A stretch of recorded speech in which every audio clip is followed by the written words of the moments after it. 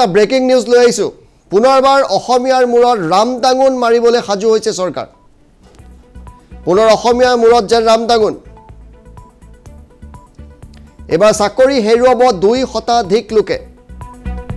2 শতাধিক অসমীয়া লোকে চাকৰি হেৰুৱাবলৈ গৈ আছে 258 জন অসমীয়াক চাকৰিৰ পৰা অব্যাহতিৰ প্ৰস্তুতি চলিছে অসম গ্ৰাম্য আন্তঃগাঁথনি কৃষি সেৱা সমিতিয়ে প্ৰকাশ কৰিছে এই জাননী এফালে হাজাৰ হাজাৰ চাকৰিৰে চমক সৃষ্টি চৰকাৰৰ আনফালে চাকৰি হেৰুৱাৰ দিশে 258 গৰাকী ঠিকা ভিত্তিক কৰ্মচাৰী দুগ্ধ কৃষি মীন পালনৰ ঠিকা ভিত্তিক কৰ্মচাৰীৰ ছাটাইৰ প্ৰস্তুতি এতিয়া সম্পূৰ্ণ আন কেইবাটাও বিভাগৰ কৰ্মচাৰীক অব্যাহতিৰ জাননী জাৰি কৰা হৈছে চৰকাৰৰ স্বতন্ত্ৰ অসম গ্ৰাম্য আন্তঃগাঁথনি কৃষি সেৱা সমিতিয়ে জাননী দিছে জাননী জাৰিৰ পাছতে হাহাকাৰ এই সকল কৰ্মচাৰীৰ পুৰণি কৰ্মচাৰীক ছাটাই কৰি নতুন চাকৰি জুজা চলিছে অধিক জানিবলৈ আমি মনোজ দুৱাৰাৰ সৈতে এই মুহূৰ্তত সংযোগ স্থাপন কৰিছো মনোজ আপোনাৰ কাষলৈ আহিছো অশোক ঋতুস্মিন শৰ্মা এই মুহূৰ্তত আমি জনাব বিচাৰিছো Assam agribusiness and rural transformation project চমুকৈ এপাৰ্ট নামৰ যিটো প্ৰজেক্টে কৃষিত আসলতে ঠিকাভিত্তিকভাৱে কৰ্মচাৰী প্ৰায় 2000তকৈ অধিক কৰ্মচাৰী 2017-18 বৰ্ষত তেওঁলোকে সেই সময়ত নিযুক্তি দিছিল আৰু সেই নিযুক্তি দিয়া কৰ্মচাৰীসকলক এতিয়া তেওঁলোকক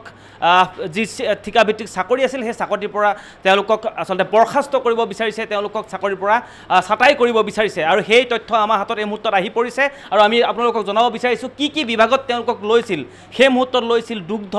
কৃষি মীন পশুপালনকে ধৰি আন বহুকেইটা বিভাগৰ বাবে তেওঁলোকক নিযুক্তি দিয়া হৈছিল আৰু নিযুক্তি দিয়াৰ পিছত প্ৰায় 6 বছৰ তেওঁলোকে কাম কৰাৰ পিছত অৱশেষত তেওঁলোকক ফাণ্ড নাই বুলি ইতিমধ্যে তেওঁলোকক ছাটাই অভিযান চলিছে ইতিমধ্যে আপুনি জনাইছে 258 গৰাকী ইতিমধ্যে প্ৰথম পৰ্যায়ত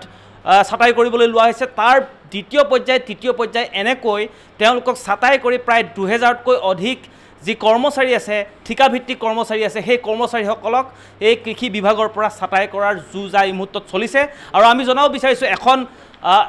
যিখন আসলে লেটাৰ আহিছে সেই লেটাৰখন আমাৰ হাতত আহি পৰিছে এই লেটাৰখনৰ স্পষ্টকৈ লিখা আছে 30 জুন 2024 এই 30 জুন 2024ত তেওঁলোকক এই কৰ্মৰ পৰা বৰখাস্ত কৰা হ'ব তেওঁলোকক ছাটাই কৰা হ'ব আৰু এই মুহূৰ্তত আমি জনাব বিচাৰিছে তাৰ বিপৰীতে কিন্তু আৰু এটা খবৰ আমাৰ মনোজ এই সকলক ছাটাই কৰি আকৌ নতুনকৈ চাকৰি দিয়া জুজা চলাইছে নতুন নিযুক্তি এইটো কিমানটো সত্য এই কথাটো আমি জনাব বিচাৰিছোঁ যে একাংশ এনেকুৱা কৰ্মচাৰী আছে বিভাগত যি কৰ্মচাৰীয়ে মাহত 2 লাখৰ পৰা 2.5 লাখ টকা দৰমহা পোৱা কৰ্মচাৰী আছে আৰু তেওঁলোকক ৰখাব বিচাৰিছে ঠিকাভিত্তিক তেওঁলোকো থাকে ঠিকাভিত্তিক তেওঁলোকক আসলতে ডিপাৰ্টমেণ্টৰ ৰখাব বিচাৰিছে কিন্তু বাকীসকলক যিয়ে 30,000 40,000 টকা দৰমহা পায় তেওঁলোকক ছাটাই কৰাৰ যি জুজা সেই জুজা চলিছে মোৰ হাতত আৰু এটা তথ্য আছে সেই তথ্য দেখুৱাব বিচাৰিছোঁ ইয়াত এটা ৱাক ইন ইণ্টাৰভিউ বুলি নতুনকৈ সেই প্ৰজেক্টটোৱে তেওঁলোকক নতুনকৈ এমপ্লয়মেণ্ট নতুনকৈ নিযুক্তি দিয়াৰ জুজা চলিছে এইখন মোৰ হাতত আছে ৱাক ইন ইণ্টাৰভিউ আৰু দেখুওৱা হৈছে ইয়াতে 19 জুন 2024 ৰাতিপুৱা 9 বজাৰ পৰা 9:30 বজাৰ পৰা 11 বজাৰ পৰ্যন্ত সেই ইণ্টাৰভিউ চলিব ইয়াত দুটাকৈ পোষ্ট নতুনকৈ সেই যিটো এপাৰ্ট নামৰ যিটো প্ৰজেক্ট সেই প্ৰজেক্টটোৱে দেখুওৱা হৈছে ইয়াতে টেকনিকেল মেনেজাৰ 2টা পোষ্ট আছে টেকনিকেল মেনেজাৰ 2টা পোষ্ট আৰু তেওঁলোকৰ বছৰি ইনকাম হ'ব 5 লাখৰ পৰা 7.5 লাখ তেওঁলোকক পুনৰ নিযুক্তি দিব বিচাৰিছে আসলতে চৰকাৰৰ এই বিশেষ যিটো আসলতে কূটনীতি বুলি ক'ব লাগিব সেয়া লৈ যথেষ্ট অভিযোগ উত্থাপন হৈছে যদি তেওঁলোকৰ হাতত ফাণ্ড নাই তেওঁলোকক চাকৰিৰ পৰা নিলম্বন কৰিব বিচাৰিছে চাকৰিৰ পৰা তেওঁলোকক ছাটাই কৰিব বিচাৰিছে তেনেহ'লে এয়া কি ৱাক ইন ইণ্টাৰভিউ তেওঁলোকক পুনৰ কিয় দিব বিচাৰিছে এই অভিযোগ উঠিছে আৰু বহু এনেধৰণৰ অভিযোগ উঠিছে নিজৰ ভাল লগা মানুহৰ বা ভাল লগা যিসমূহ কৰ্মচাৰী আছে নিজৰ আত্মীয় যিসমূহ কৰ্মচাৰী আছে সেই কৰ্মচাৰীসকলক চাকৰিত ৰখাই বাকীসকলক ইয়াৰ পৰা ছাটাই কৰাৰ যি জুজা সেই জুজা মুহূৰ্তত চলিছে আৰু এয়া সকলোতকৈ কিন্তু ডাঙৰ খবৰ হৈ পৰিছে যিটো এগ্ৰিকালচাৰ নামৰ যিটো বিভাগ আছে সেই বিভাগটোৰ এই ফুপুলা স্বৰূপটো এই মুহূৰ্তত কিন্তু দাঙি ধৰিছে এই মুহূৰ্তত আমি দেখিবলৈ পাইছোঁ যথেষ্ট এক ফুপুলা যে স্বৰূপ সেই স্বৰূপটো এতিয়া উদঙাই খবৰটো আমি জনাই আছোঁ আমাৰ দৰ্শকসকলক যে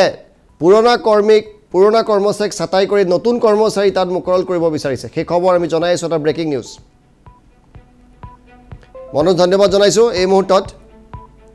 পুনৰ অসমীয়াৰ মূৰত যেন ৰাম টাঙোন দিবলৈ ওলাইছে এইবাৰ চাকৰি হেৰুৱাব 2 শতাধিক লোকে 258 জনৰ চাকৰি যাবলৈ গৈ আছে আৰু সকলোকে ডাঙৰ কথা তেওঁলোকৰ চাকৰিৰ পৰা অব্যাহতি দি নতুনকৈ আকৌ চাকৰি নিযুক্তি দিয়া হ'ব অৰ্থাৎ নতুন নিযুক্তি দেখুওৱা হ'ব কিন্তু তাৰ পূৰ্বে পুৰণিখিনিক ছাঁটাই কৰা হ'ব